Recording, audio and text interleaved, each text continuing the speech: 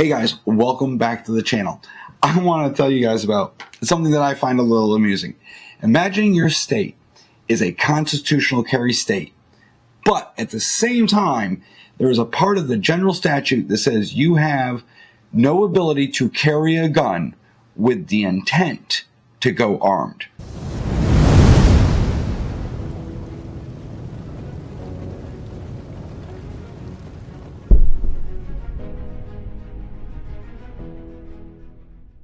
And that's what we're here to talk about. But before I get into this, it's going to be a short video. Down in the description below is always going to be a link to the merch store. And that's where I want you guys to go to pick up some of your awesome merch. There's sweatshirts available. Fall is coming up. Winter, we all like to stay warm. So get down there, order your swag before, well, winter gets here. Also, there's going to be links for Patreon, locals, and all the other stuff. You can become a YouTube member right here, where we put up some extras, some behind-the-scenes stuff, things like that. I need to do more of it, but know that it is there. And you know what doesn't cost you a damn dime? Simply just liking the video and throwing a comment down there to help with the algorithm. Of course, subscribing to the channel, making sure that notification bell has been toggled. This way you always get updates when I put up new videos, go live, things like that. And also, I want to say special thanks to Tactical Snacks, who definitely have saved my rear end a couple of times when I had those cravings for something sweet, but I didn't want to blow my sugars out of the water. I rely on Tactical Snacks. Why? Because only one package like this contains 3 grams of sugar. Yeah, it also has 8 grams of protein. So if you're into eating healthy, yet you want a little something sweet, Tactical Snacks. Of course, there's going to be a link for them down in the description below and in the pinned comment. So if you want to be healthy and you do have a sweet tooth, well, go to war with the sweets. Go get yourself some Tactical Snacks. Click the link below and pick yourself up a box or 2. Currently, they do have not only watermelon, but they have peach and green apple. Hopefully, we will be having a few of those on the videos soon, sampling them and see how they taste. I'll let you know, keep you up to date, how good they are. All right, let's get into it. So what state am I talking about? Well, a lot of you may know that, yes, I am a Connecticut resident. I am stuck here in hell with all of you. We are one of the most anti-2A states in the country. But I split my time between here and Tennessee. Now, down in Tennessee, many of you see a lot of videos, a lot of shooting that I do down there, and everything's just standard capacity, things like that. Now, carrying, do I have reciprocity to carry a gun down there? Yes, I do. I have a Utah permit and a few others. That being said, it's a constitutional carry state. You don't even need a permit to conceal or open carry. However, in their general statute, they had this weird little wording that said that you couldn't carry a gun with the intent to go armed. Now, that section has been around for about 200 years, and recently they tried to get rid of it. Well, it was basically voted down. They said, no, we're not getting rid of it. So lawsuits ensued, and the courts just found that section right there, that one, to be unconstitutional, turning Tennessee truly into a constitutional carry state. They also found a different section, unconstitutional also, and we're going to cover that. Let me read from the Tennessee Firearms Association, so what's going on. So on August 22nd, a panel of 3 Tennessee judges ruled that Tennessee's intent to go armed statute violates Tennessee Constitution and the Second Amendment. The court also declared unconstitutional Tennessee statute, which makes it a criminal offense to merely carry certain weapons in parks and recreational areas, even for self-defense. Now, the lawsuit was Hayes v. Lee.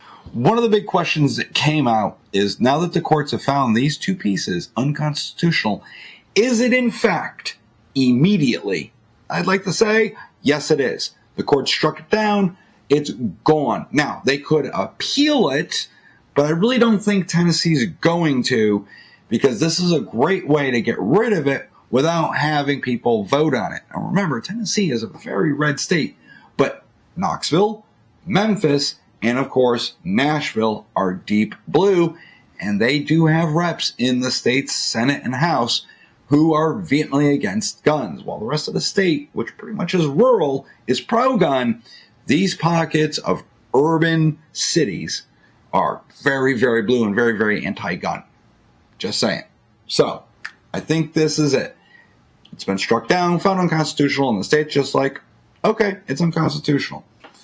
On its face, the ruling not only declares that these statutes are unconstitutional, but also declared that they are both void and of no effect.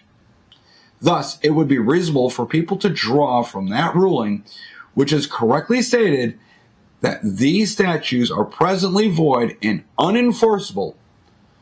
It is likely that any government official or officer who seeks to enforce these voided statutes after the date of the ruling, which is August 22nd, may be doing so at risk of being held accountable for federal civil rights violations.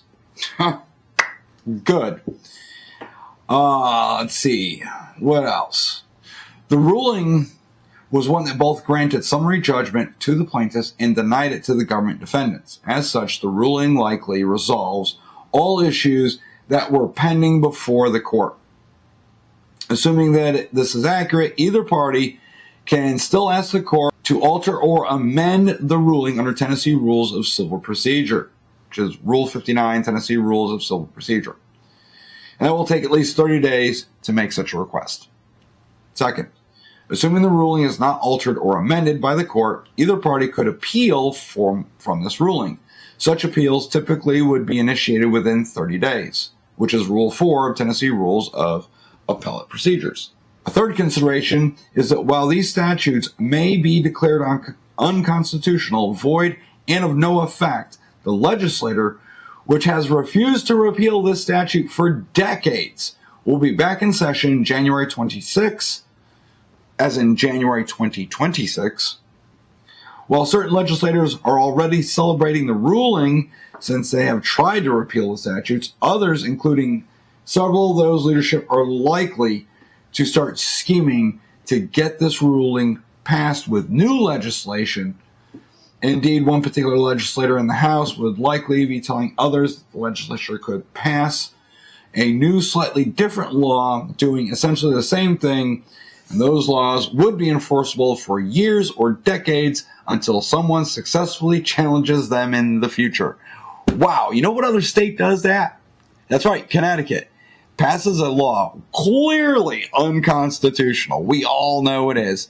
But, well, the state gets to enforce that dumbass law for years and up to decades until our lawsuits make it through the courts and finally make it to some court that rules in our favor, and the state doesn't appeal, which is basically going to be the Supreme Court. And it just goes on to talk about tax-deductible contributions to... So what was I reading from?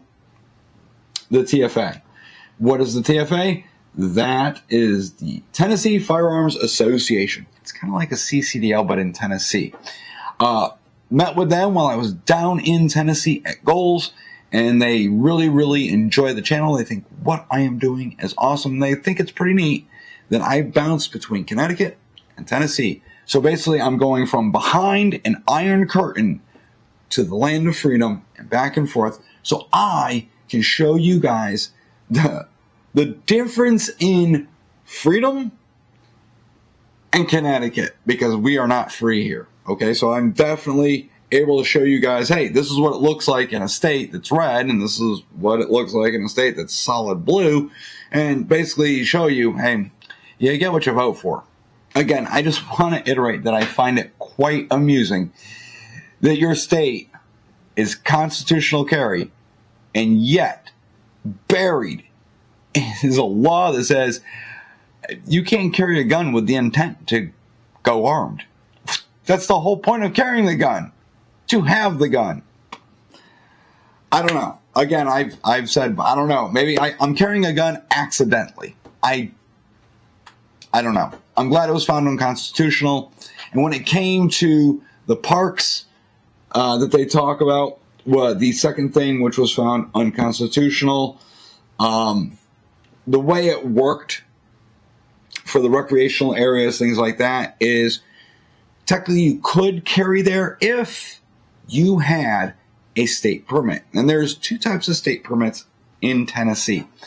Actually, I'd say there's three.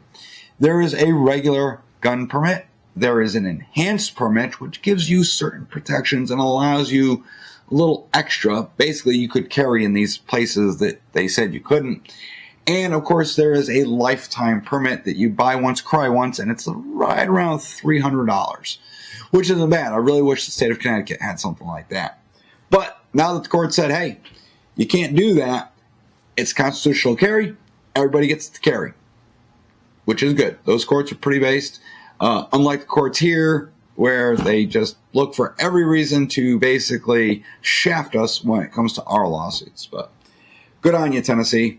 All right, that's all I have for you guys in this video. I just wanted to let you know that Tennessee had a weird little law, and they found it unconstitutional, and they got rid of it. And that's why I love Tennessee so damn much, and that's one of the reasons that I continually go down there all the time. All right.